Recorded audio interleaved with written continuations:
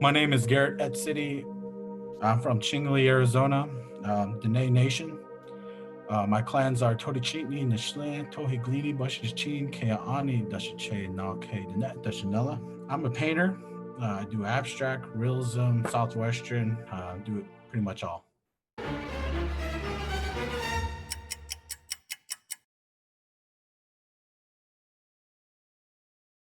My culture pretty much influences my art.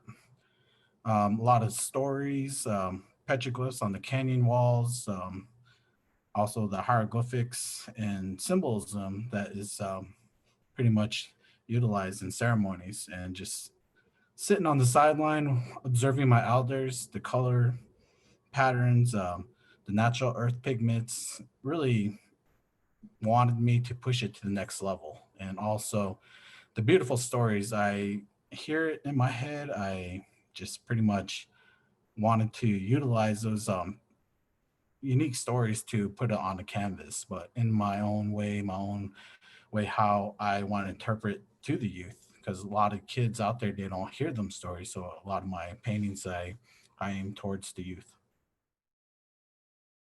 I work with the youth here at the Gila River, the Tata Atom Nation.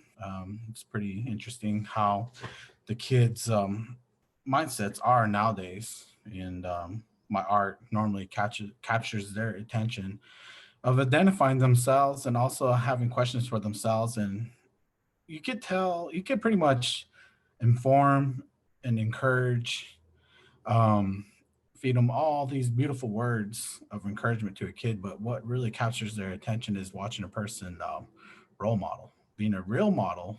Matter of fact, if you play a role, then you're just actually pretending. But as for me, it's a natural way of how I walk every day, is pretty much just what I do as an artist, and it motivates them. And they ask questions, they look me up, and from there, they have so many questions and certain styles and forms of art. I feed that to them with their culture, kind of intertwining that with them and helping them grow, putting that seed out, and for them to pretty much utilize it. It's up to them to make that decision to either plant it or either to, save it for later, but also learning how to maintain and also obtaining their goals. So that's what I do with the youth, and encourage them to utilize their art for them to identify and find a true self. And watching them grow is the most,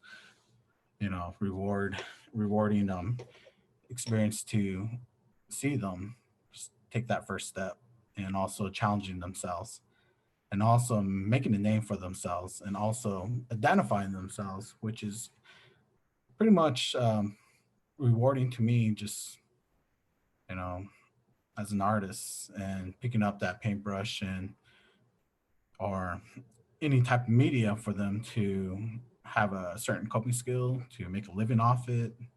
So that's the rewarding part about it.